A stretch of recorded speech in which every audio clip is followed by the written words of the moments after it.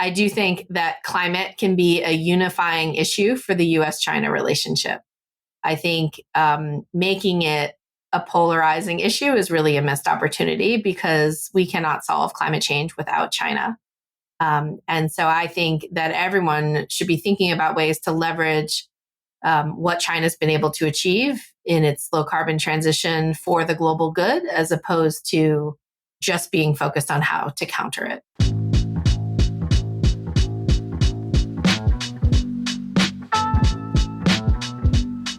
Welcome to Policy for the Planet, a new bi-monthly podcast exploring the global response to the climate crisis. I'm Monica DeBoll, a best-selling author and senior fellow at the Peterson Institute for International Economics based in Washington, D.C. My work bridges the fields of economics, science, public policy, and public health, all under an international lens. In each episode, I speak in depth with experts to understand how governments are responding to the monumental challenges of the climate emergency. We'll unravel the complex trade-offs of different policy choices to steer us towards sustainable practices and public well-being. Welcome to the conversation.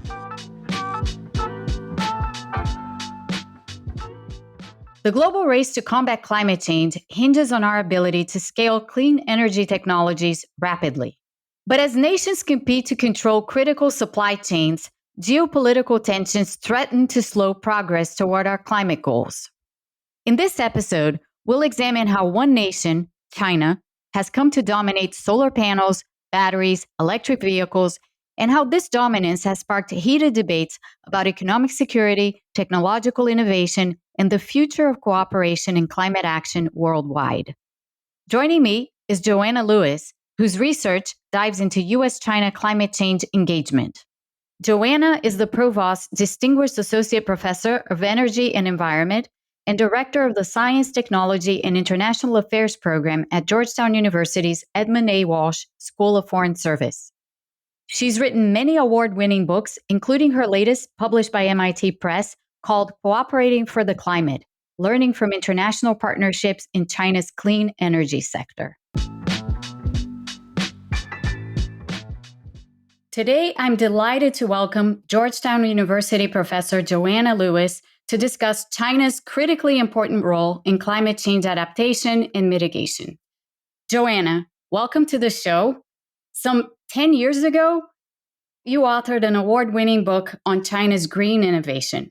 Can you please describe the status of China's green transition then and how it has evolved over the past decade?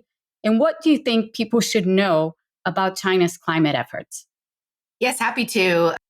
I think the key point is that China's climate efforts are very much tied to its green industry development, and that development is motivated by far more than just climate change. So the book you mentioned, the research for that began over 20 years ago at this point. That was really the very early days of renewable energy development in China. So if you think 20 years ago, China had a handful of wind energy projects, very few solar projects. And then you saw the drafting of a renewable energy law that came out in the year 2005 that really set the framework for the renewable energy development that would come in the last 2 decades. And then following the renewable energy law were a variety of other policies that were put in place to subsidize and promote first wind power and then solar power projects. And alongside these policies to really promote these technologies, you also had policies to promote the development of the industry. So you really had this sort of parallel strategy, both on the supply side and on the demand side, right? So to manufacture these technologies and to create a market to deploy them domestically. And, you saw climate policy efforts really kind of come alongside the development of these green energy industries. For the most part, I would say climate policy came a bit later, but really began with the policies you were seeing to promote renewables, promote energy efficiency, including national level energy intensity targets that then turned into carbon intensity targets.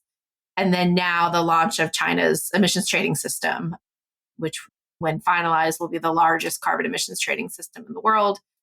All of this helps China be in a good position to put forward NDCs. These are the nationally determined contributions that countries pledge as part of the Paris Agreement.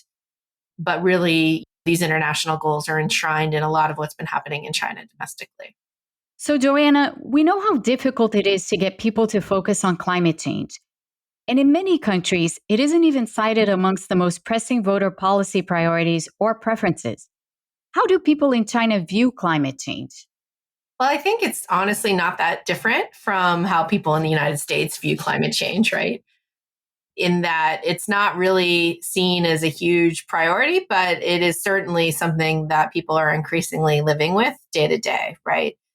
The impacts of climate change, right? Storms, floods, droughts, fires, hurricanes, typhoons.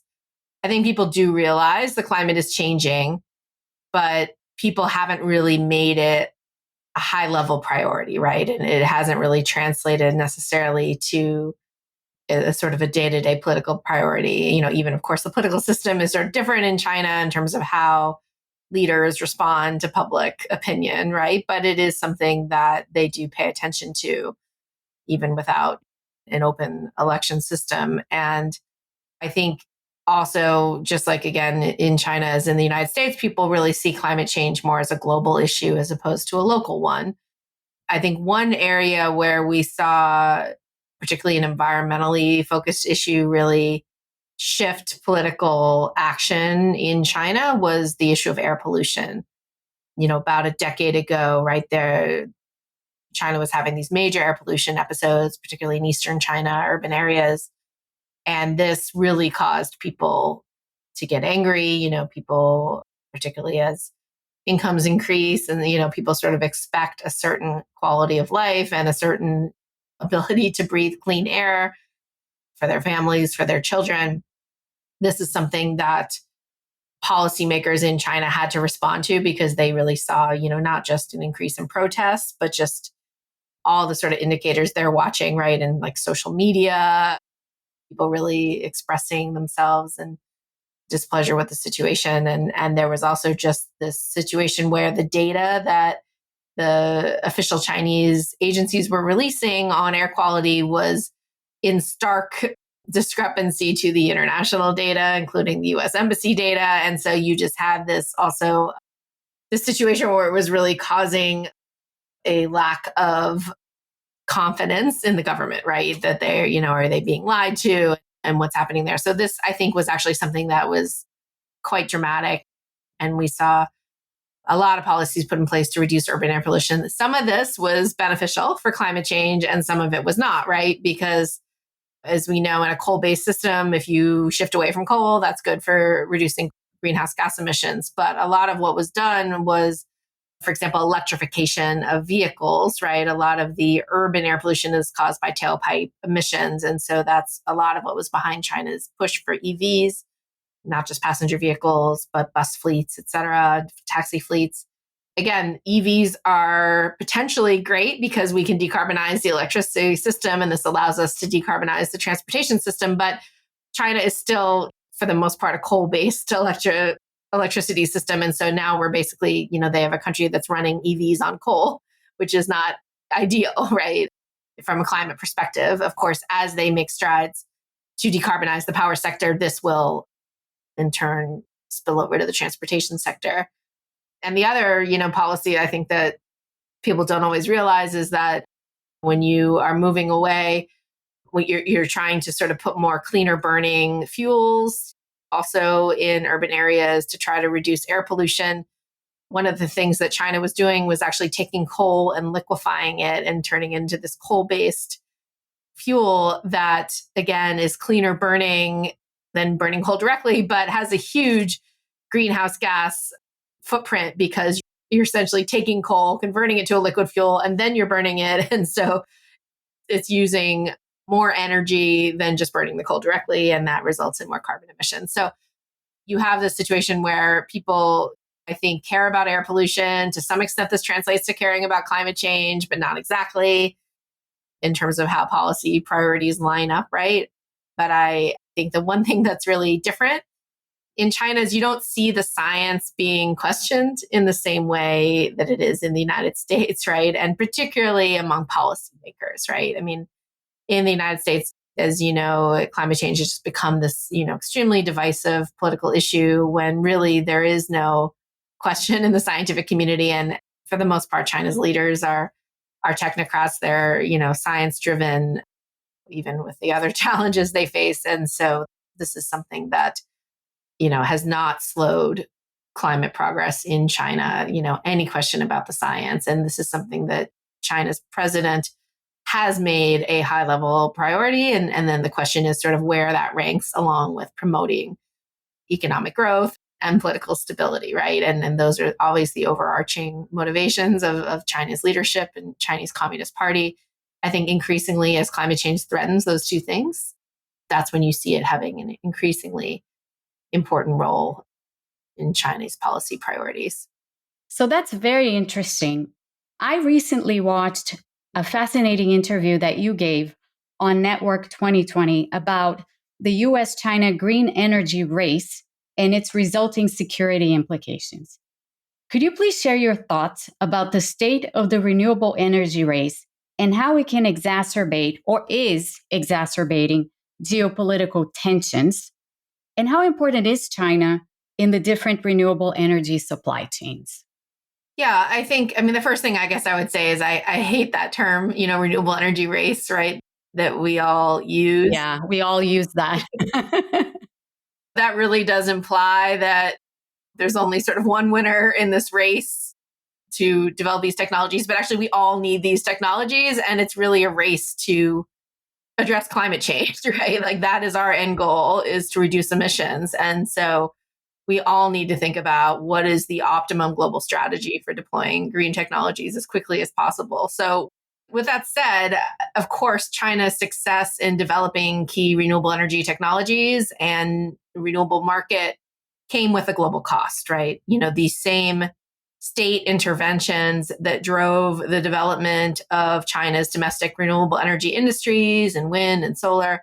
Initially, it was to compete with American and European industries, but these interventions ended up driving many of the European and American companies out of business. And so we're really now in a situation where China dominates the vast majority of the global clean energy supply chain. China controls around 80% of the global solar photovoltaic module supply chain. And it produced on average, about 90% of the world's solar PV components last year. China controls about 77% of global battery production capacity and is set to install more battery storage than the rest of the world combined, right? So this dominance is creating tensions globally because, while China is making these technologies for a large part for its own domestic use, right? They're also exporting these technologies around the world, or at least in the case more of batteries and EVs being poised to export them around the world. And so many countries are going to need these technologies, right, for their own low carbon transition. But when we think about the political economy of the green transition, it is such that the cost to invest in building up these industries is often higher than the return to the companies that invest, right? Because much of the benefit of these industries is a public good, right? It's climate change, it's carbon emissions reductions, and not necessarily a direct profit, at least in the near term. So companies and nations really only want to invest in these industries if they're going to reap local economic benefit, right? And we think about that usually as like green jobs, right? So this is where these policies come from that are really targeting the localization of production, right? Thinking about how to shift production from just China to other parts of the world. Of course, it's hard to do this when China can often produce cheaper and quicker than almost anyone else. But the United States and the EU are really starting to think strategically about how to compete. And at the moment, it's basically a two-part strategy. One is to level the trade playing field through things like carbon border adjustment mechanisms and tariffs. And two, to support the development of domestic industries through policies in the United States like the Inflation Reduction Act. The impression that I have, and I wanted to hear you and hear your views, is that when we look at the way by which countries are trying to grapple with China's dominance in the renewable energy space, but also more generally in other spaces as well, we see this difference in approach, very clear difference in approach on the part of the US and on the part of the European Union. So while in both cases, there are concerns about China and what China has been doing and China's dominance and all of that, the United States has decided on an approach that is very different from the European approach. The European approach seems to be more constructive, in a sense, towards China than what the US has been doing. What's your reaction to that? Well, I think in some ways that just reflects the structure of European industries in this space, sort of compared to the US. I think electric vehicles are a great example where you have a lot of European manufacturers that are already very integrated in China with their supply chains.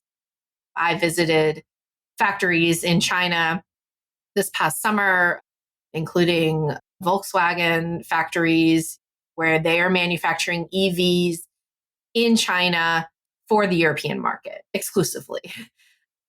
And, they've made these decisions to do that. And the way that the EU tariffs are playing out, as I understand it, is that Volkswagen ends up getting penalized even more than like a Chinese company exporting to the EU because of the structure of the tariff. So you have this real situation.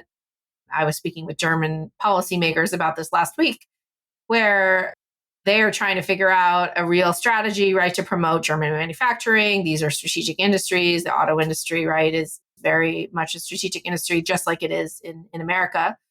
But they are farther ahead on EVs, have a larger global market share and are trying to think about how you handle the already existing kind of integration between their companies and Chinese companies and Chinese production, and doing this in a smart way, right?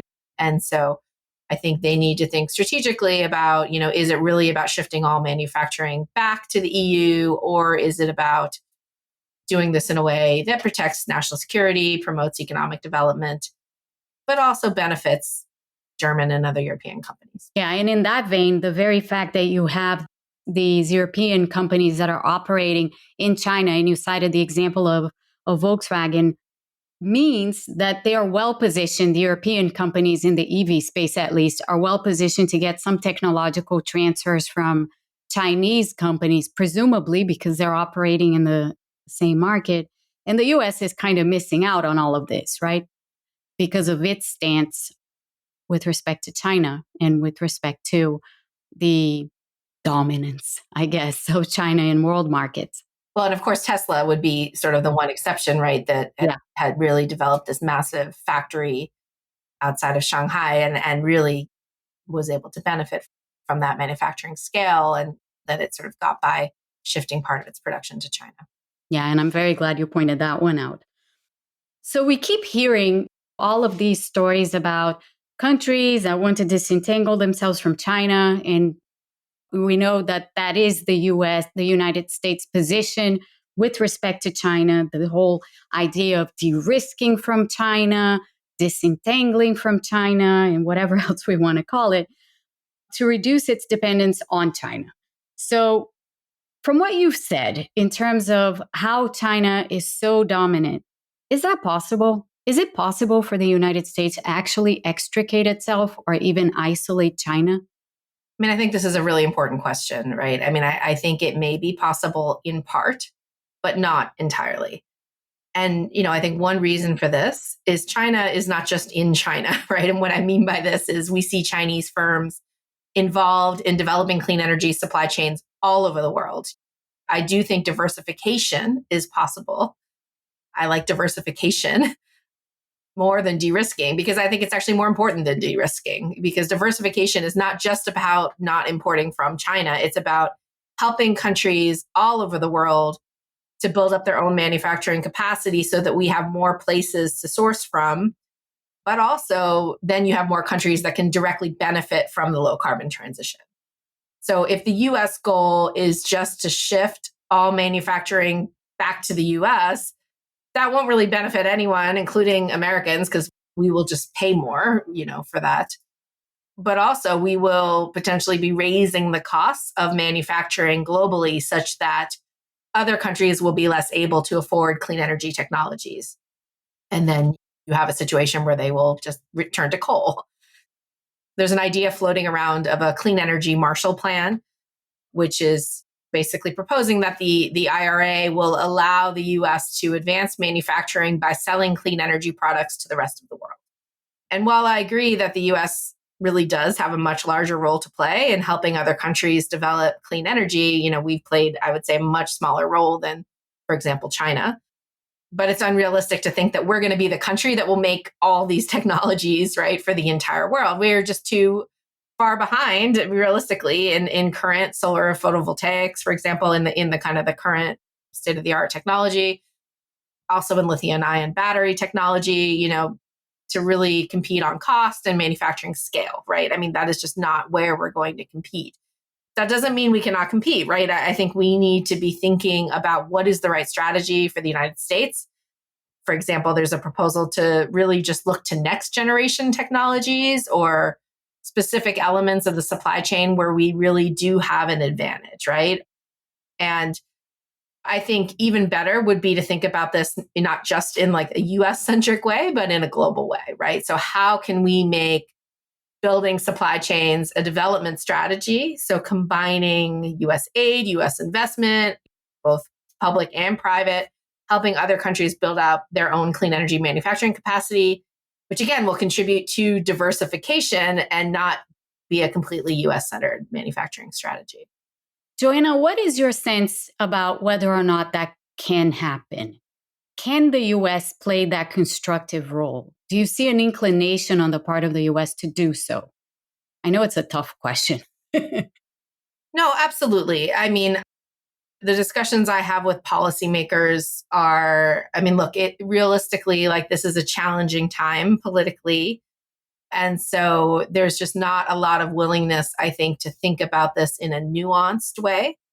I think it would be in the US interest to be very strategic and realistic about how we can compete with China, right? And different administrations have had different strategies on this over the years. So whether it's just, tariffs have one, they're sort of a means to an end, but they don't actually help US industries necessarily, right? I mean, the solar tariffs, for example, that the United States put in place over a decade ago shifted where we get our solar panels from, but didn't sort of shift that manufacturing back to the US. So I do think there's this recognition, right, that you do need these IRA type policies, which I think is extremely beneficial. I mean, the Inflation Reduction Act, of course, has been called the largest and most successful climate bill ever to pass the US Congress. It's a bipartisan bill. By all measures, it's directly benefiting both red and blue states, right, in terms of where new manufacturing capacity is starting to be sourced. But it's insufficient, right? It has to come along with these broader investments that are being made in really building out the innovation system in the United States, which, to be honest, has been somewhat neglected, I'd say, over the last decade, right? And it doesn't mean we need to sort of be employing this sort of China style industrial policy in order to compete globally, right? I think it's about thinking about how to be innovative in these next generation technologies where we do have competitive edge, where there's just amazing inventions coming out of universities and, these clean energy ecosystems where you have programs at the Department of Energy and in the national labs really trying to move technologies to market. There are things the United States, I think, still does better than the rest of the world. And that's where we should be really doubling down as opposed to trying to compete with China on the things that are not necessarily our strengths. Yeah, including because when we look at the global south, for example, we already see that, as you very well said, China is not just in China. So you do see China present in many countries in the global south, and you see China present in ways in some countries that are actually beginning to benefit, in some sectors at least, beginning to benefit these countries' own transitions towards climate adaptation and so on. So China is sort of already playing that role in some countries of the global south, and perhaps not yet exactly to the point of transferring technology, but certainly to the point of setting up companies, having companies occupying certain spaces, beginning to motivate the emergence of a green, so to speak, little bits and pieces of a green economy in parts of the global south. How does China, you're so knowledgeable of China, how does China view its own strategy with respect to the global south on the climate issue? Yeah, it's a complicated topic because when I think in the context of, for example, the international climate negotiations, we end up sort of outside of China taking a pretty narrow perspective on what has China's role been in, for example, climate finance in the global south, right? And China would sort of argue in the context of these global negotiations, it's really the role of industrialized countries to be leading in helping the global south pay for their low carbon transition because they're the ones that cause this problem, right? But on the flip side of this, right, as we know through the Belt and Road Initiative and other sort of South-South engagement that China's been extremely involved in, they've actually had a very outsized role in shaping energy infrastructure decisions all over the world, right? And particularly in a lot of key developing and emerging countries. So I think the real question is sort of what motivates, what China is doing in these countries. I think for a while, we had this situation where China was building primarily coal plants in these countries. And a lot of this was motivated by the fact that China was sort of no longer able to build as many coal plants domestically and really had become a global producer of coal technology in the same way they have now for clean energy. But you have this shift, I think, that's really been happening over the last 5 years or so, where these countries, many of these developing emerging economies actually have very ambitious climate goals domestically, and they want to now be sourcing the cleaner technologies. And so that at the moment comes from China, right? Again, because they're the key source of most of the supply chain. And so China, I think, is playing an increasingly important role in not just exporting clean energy technologies to these countries, but as you say, really actually starting to build up local manufacturing in these countries. We did a review a few years ago of sort of China's overseas solar activities across over 100 other countries and what they're doing there. And, you saw very sort of small levels of technology transfer, a lot more just kind of setting up operations, but that is changing because, in part because of the need to kind of get around global tariffs, right? And sort of shift a lot of that capacity elsewhere. But that is actually to the benefit of these countries. A lot of these countries are now asking for more and really want to be part of the higher value added segments of the supply chain, right? Not just kind of raw materials or these lower.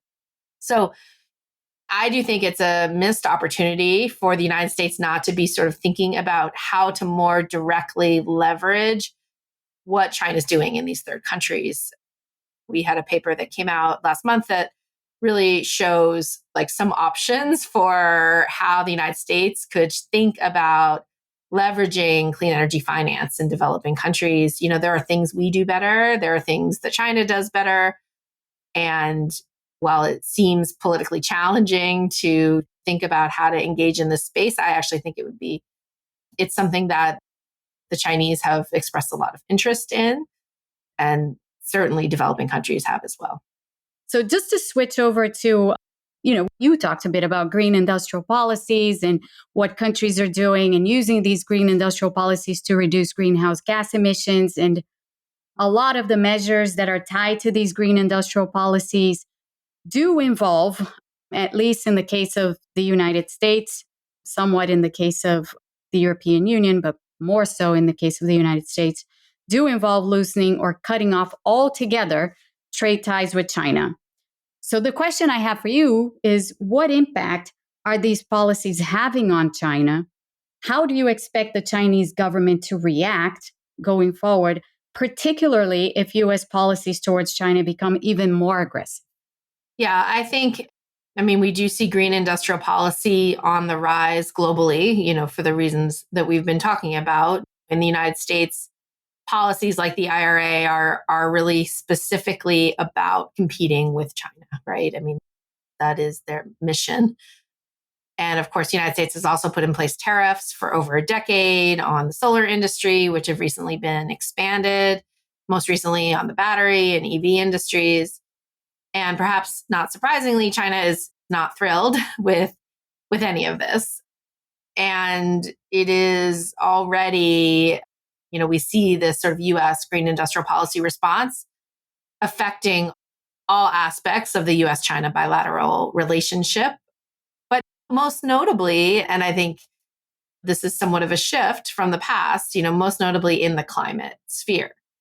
Climate change has sort of long been one of the areas where US and China have been able to engage bilaterally, even when we're not able to engage on other topics, right? Or even when we sort of had far less agreement on other aspects of the relationship, we've sort of always been able to find at least some common ground in the climate space, because for the most part, our interests are actually relatively aligned in achieving global progress in this area. But now that we have this situation where clean energy tensions are increasingly at the center of the economic relationship, it is directly affecting the climate relationship as well, because climate cooperation is not just about science and kind of sharing policy information, right? Ultimately, technology cooperation is really key. And clean energy technology cooperation has really been the center of US China bilateral cooperation on climate energy over the last 3 decades. And that was the topic of my most recent book, Cooperating for the Climate, which reviews 3 decades of bilateral engagement, not just between the US and China, but all countries in the climate area. And the vast majority has been technology focused cooperation, and for good reason, right? There's just been huge benefits to thinking about China's role in the sort of the global innovation system, and the role which is becoming increasingly central. And so how different countries can kind of leverage their own technology capacity and actually push it forward more rapidly through engagement with China and the Chinese market. I think one great example of this is in the area of carbon capture and storage technologies, where, this is a technology that China is just like, in order for the world to meet ambitious global climate goals, 1.5, or, wherever you think we could end up, you cannot do that without capturing carbon emissions from Chinese coal plants, Chinese industrial facilities, right? Even if China starts to move away from coal, you have so many plants that are still running, right? And are going to run for decades to come. And China is actually already using CCS, or I should say at least carbon capture technology at scale. It's cost competitive. Mostly it's used to capture carbon for use in enhanced oil recovery. So you actually have this economic reason to be doing a lot of carbon capture in China across a whole variety of facilities. And this is something that US companies, particularly even like US oil and gas companies, are very excited about. This is actually a pretty old technology. There's not a lot of competition in this technology because it's been around for a long time. But really where the engagement can happen is then thinking about how you do the next step, like how you go beyond capture and actually sequester and store this stuff, right, in the long term. And so this was actually one of the areas that, even as sort of all technology focused climate cooperation between the United States and China pretty much come to a halt over the last 5 years, particularly with the expiration of the US China Science and Technology Agreement. This was the cornerstone agreement of the US China relationship signed back in 1979. But CCS was one area where the US Department of Energy was leading a lot of engagement, as I understand, up until very recently, where the politics just again became untenable, not necessarily because there was any risk, any real national security risk. It had already been determined by both sides that this was sort of a comfortable area, right? This was not a technology where we're directly competing with the Chinese, where there's no national sort of defense dual use concerns, things like this, right? But even so, when Congress and others sort of found out this was happening, the pressure that was put on those involved was just too much to keep it going. So this is all to say that I think the state of the relationship and the US sort of stance on how we're sort of responding to global supply chain security it's increasingly damaging for not just the US-China bilateral relationship, but more broadly, right? Because the rest of the world really does watch what the United States and China do, both individually and together. And when they can agree, it has mobilized global action, right? We saw a lot of tangible examples of this, right, in the lead up to the Paris Agreement when both sides announced their pledges a year ahead of Paris, right? And we've seen this in other areas like in HFC reductions and in the Montreal Protocol. But, right now I think it's just hard to do bilateral engagement in a serious way given these broader tensions. What is your sense of the potential damage to the global renewable energy market resulting from these escalating tensions between the US and China?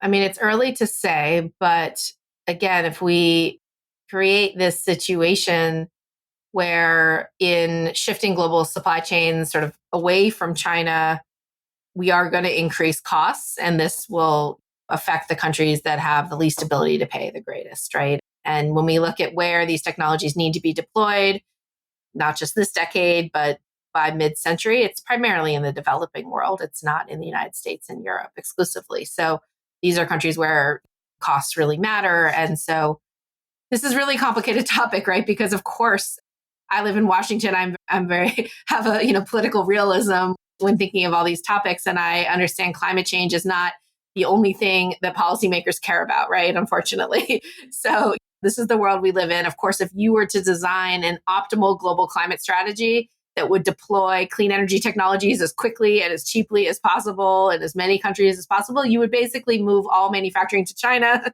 right? And you would say, like, make as much solar, wind, batteries as quickly as possible, sell it around the world, right? And great, we'll meet global climate goals.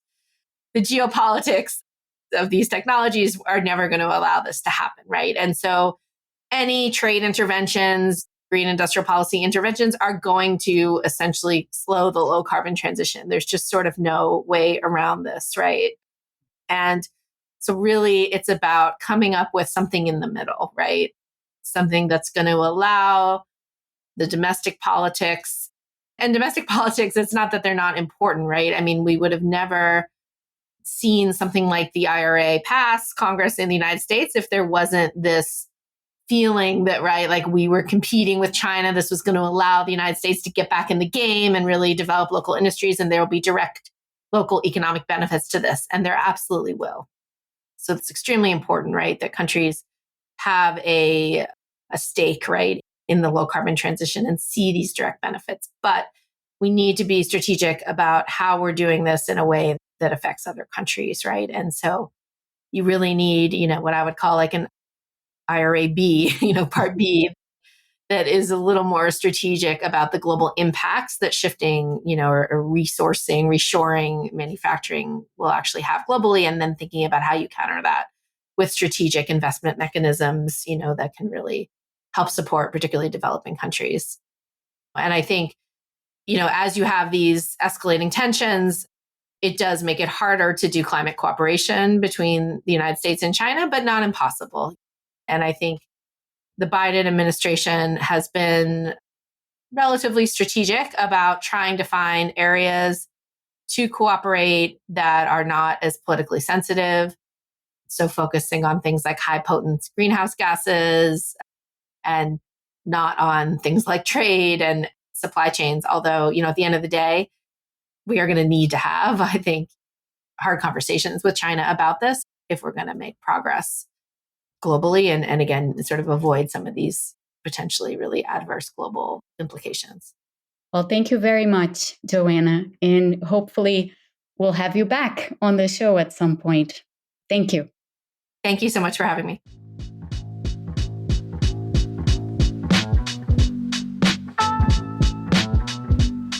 Thank you for joining me on Policy for the Planet.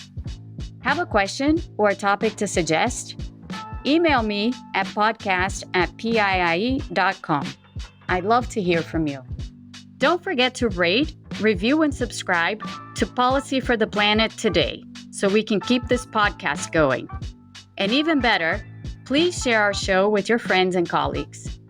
Special thanks to Jennifer Owens and Alex Martin, our producers, and Melina Kolb, our supervising producer. This podcast is brought to you by the Peterson Institute for International Economics. Learn more at piie.com. Until next time, here's to creating meaningful impact. Stay motivated and stay curious.